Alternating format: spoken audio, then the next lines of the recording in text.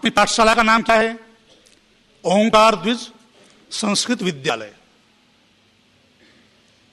द्विज किसे कहते हैं? पक्षी को भी द्विज कहते हैं। द्विज का शाब्दिक अर्थ है जिसका 2 बार जन्म हो, जिसका दूसरा जन्म हुआ हो। पक्षी का पहला जन्म होता है अंडे के रूप में, और जब समय पाकर वो अंडा फटता है तो उसका दूसरा जन्म होता है, पूरा शरीर उसका बन जाता है पक्षी का, तब इसलिए पक्षी को द्विज कहते हैं। और हमारी वर्णाश्रम परंपरा में ब्राह्मण, क्षत्रिय और वैश्य, इन तीनों को भी द्विज कहते हैं। क्यों कहते हैं? पहला जन्म तो उनका माता पिता के संबंधों से हुआ, गर्भ से हुआ, और दूसरा जन्म गुरु के मुख से हुआ।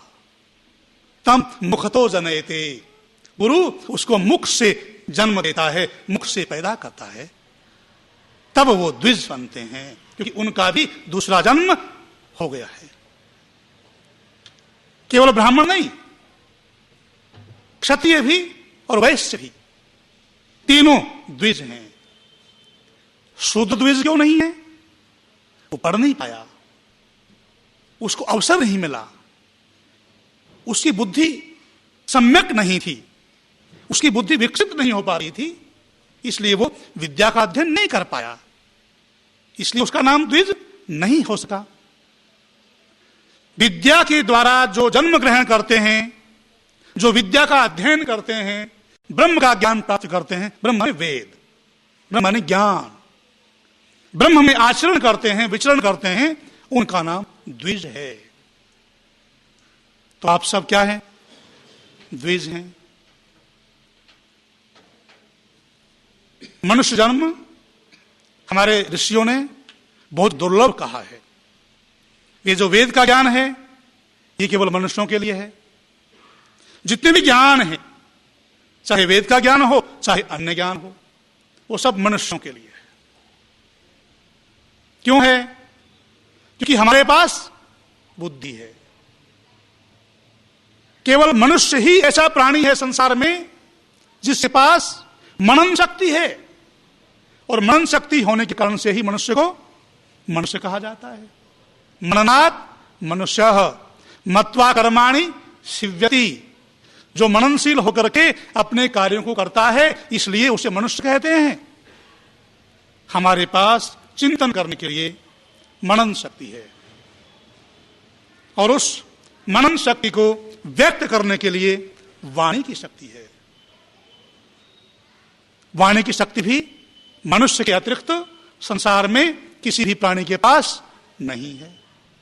मनन शक्ति, वाणी की शक्ति, और उस वाणी की शक्ति को कर्मों में ढालने के लिए, व्यवहार में ढालने के लिए पानी की शक्ति भी हमारे पास है। पानी माने हाथ।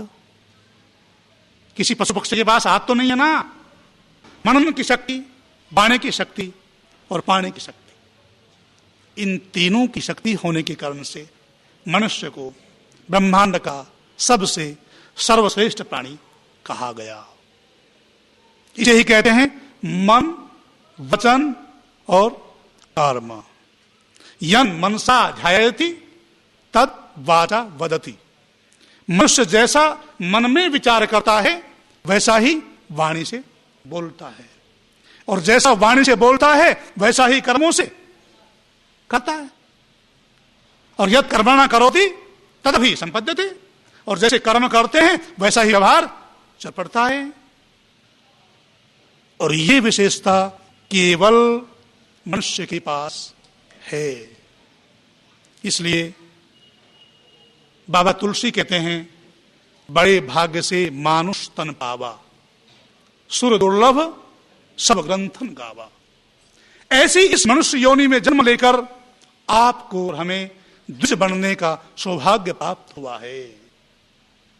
जब आपका यज्ञोपवीत संस्कार हुआ होगा, जब आप यहां पढ़ने के लिए आए होंगे, उपनयन संस्कार और वेदारंभ संस्कार दोनों साथ साथ हुए होंगे, तब आपके आचार्य ने आपको कहा होगा वाचा ते शुंधामी, मैं तेरी वाणी को शुद्ध करता हूं। आचार्य कहता है, वेद मंत्र है, आचार्य उपनयमानो कृणुते गर्भमंत। आचार्य अपने शिष्य को गर्भ में धारण करता है। किस गर्भ में? मुख रूपी गर्भ में। और उस मुख से, मुख तो जनयते, मुख में, मुख के द्वारा मस्तिष्क में विद्या का दान दे करके उसे द्विज बनाने के लिए संकल्पित होता है।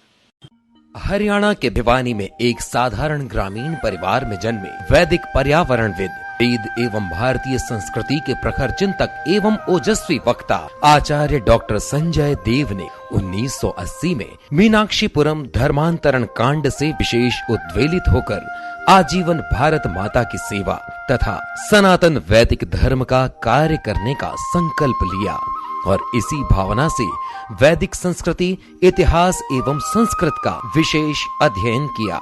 मात्र 17 वर्ष की अवस्था में उन्होंने पाणिनि महर्षि द्वारा लिखित प्राचीनतम संस्कृत व्याकरण की पुस्तक अष्टाध्यायी के 4000 सूत्रों को मात्र 32 दिनों में कंठस्थ किया।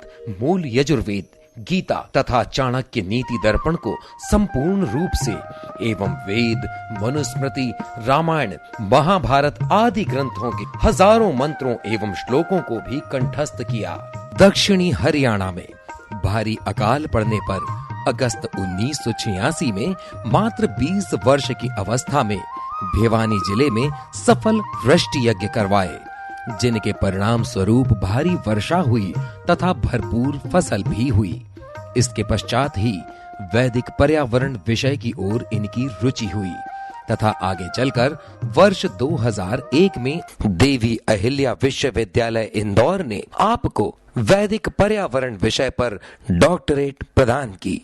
वेदों के परम भक्त स्वामी श्री वैदिकानंद जी महाराज की प्रेरणा से डॉक्टर संजय देव ने वेद कथा व्याख्यान माला प्रारंभ की। विश्व की प्राचीनतम और सर्वश्रेष्ठ ज्ञान धरोहर वेदों को आचार्य डॉक्टर संजय देव एवं स्वामी श्री वैदिकानंद जी महाराज सरल सरस वाणी में जन साधारण तक पहुंचाना चाहते हैं। उनका स्पष्ट मानना है कि सुख का मूल धर्म है और धर्म का मूल वेद। वेदों का ज्ञान विश्व के हर व्यक्ति के लिए लाभकारी है और वेदों का प्रसार पूरे विश्व के लिए कल्याणकारी।